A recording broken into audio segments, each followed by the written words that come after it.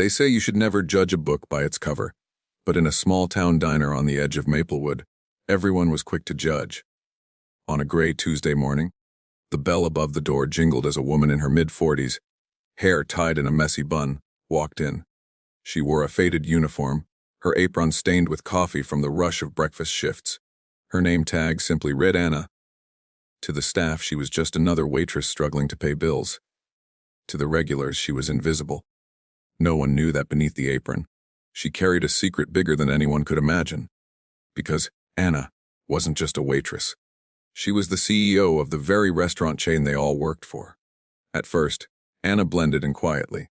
She wiped tables, carried heavy trays, and smiled at rude customers who snapped their fingers at her. But she wasn't there to earn tips. She was there to watch, to see the truth of how her employees were treated when the big bosses weren't around. She had built her restaurant empire on dreams of kindness, fairness, and opportunity.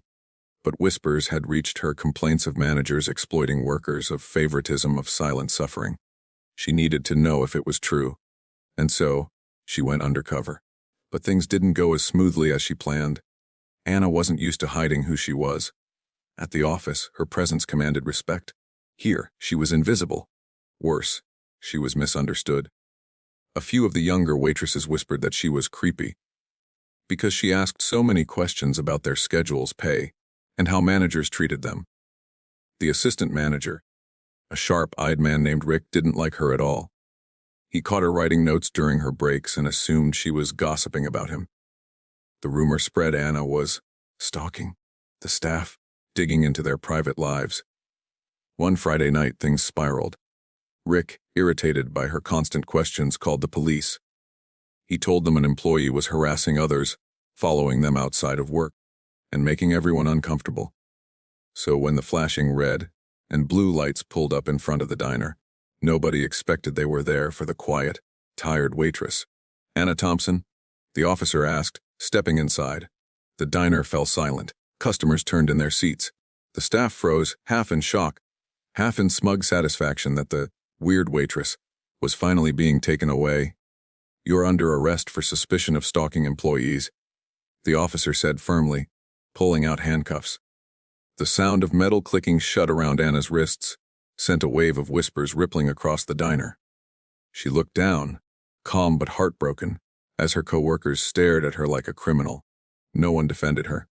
Not one person spoke up. That night in the station, the truth almost came out. When the detective began questioning her, Anna wanted to reveal who she truly was. But she held back. She knew if she spoke too soon, the staff would never reveal their real feelings about the workplace. She needed to know how deep the betrayal ran, how real the struggles were. So she stayed silent. It wasn't until Monday morning that the diner's regional manager, summoned by headquarters, walked into the police station and recognized her instantly. His face went pale. Within an hour, the charges were dropped, the handcuffs removed, and apologies were stammered. But Anna wasn't done. The next day, she returned to the diner, not in her uniform, but in a tailored suit. The staff gasped when they saw her walk in with executives behind her. Rick's smirk vanished. The young waitresses who whispered against her lowered their eyes, and the regular customers who had watched her humiliation whispered in disbelief. Anna stood in the center of the diner, her voice steady but heavy with emotion. "Last week, you saw me as a waitress.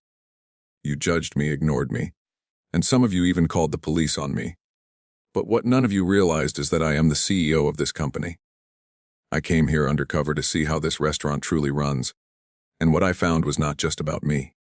It was about the culture we've created." She paused, looking at each employee.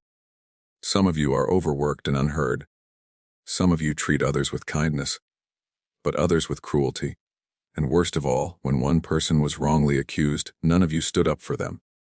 The room was silent, shame pressing down like heavy rain. But Anna didn't stop there. Instead of firing everyone on the spot, she did something unexpected. She gave them a chance to change. She implemented new policies for fair scheduling, better communication, and protections for workers. She required every manager, including Rick, to go through empathy and leadership training. She even invited employees to confidentially share their struggles directly with her team. The staff was stunned. Instead of punishing them, she gave them a new beginning.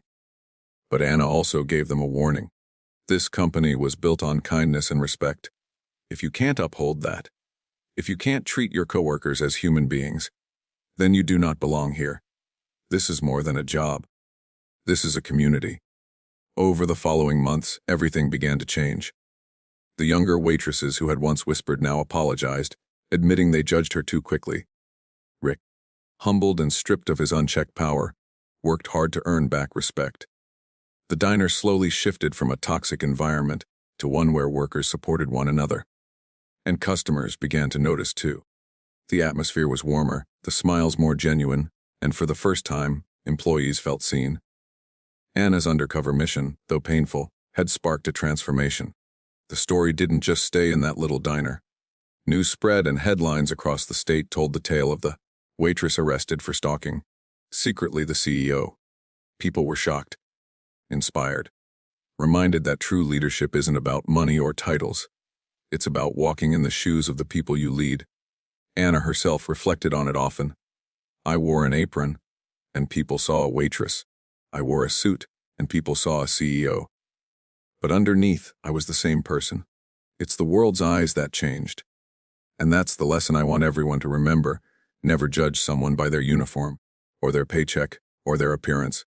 Because you never know the battles they're fighting, or the power they truly hold. And that's the powerful story of Anna, the undercover CEO who turned humiliation into transformation. What do you think about this story? Would you have stood up for Anna when she was accused? Or do you think you might have stayed silent like her coworkers? Let me know in the comments below. I'd love to hear your thoughts. If you found this story inspiring, please don't forget to like this video, share it with someone who needs hope today, and subscribe to my channel. Be kind always. Your support helps me bring you more life-changing stories every week. Remember, kindness can change everything.